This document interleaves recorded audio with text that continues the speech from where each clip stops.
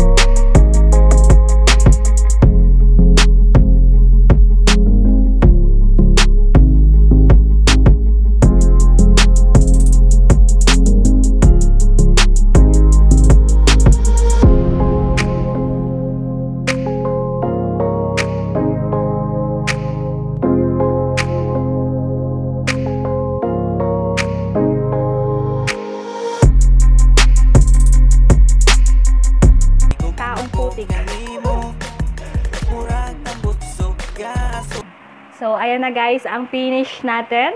So, magbabalik ako. Patutuyuin ko lang yung aking pagmumukha ng 15 minutes. Then, babalik ako.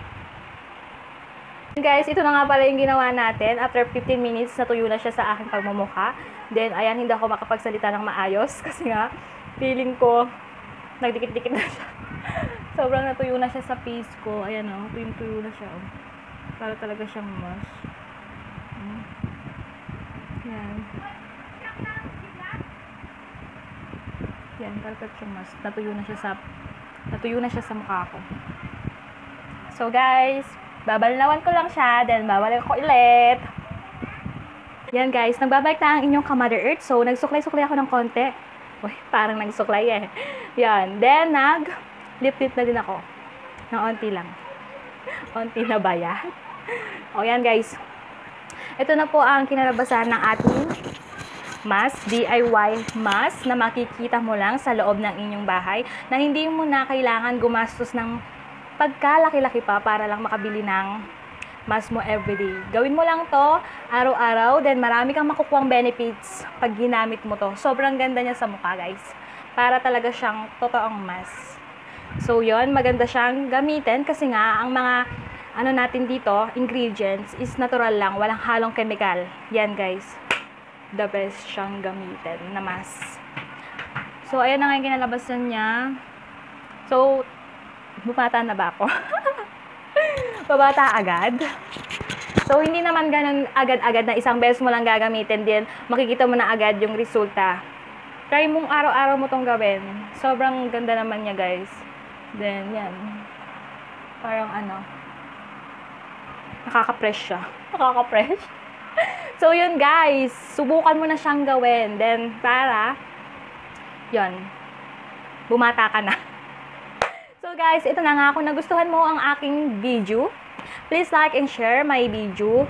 Then, kung di ka pa nakaka-subscribe sa aking YouTube channel, please mag-subscribe ka na and click the notification bell para araw-araw kang updated sa aking mga video i-upload.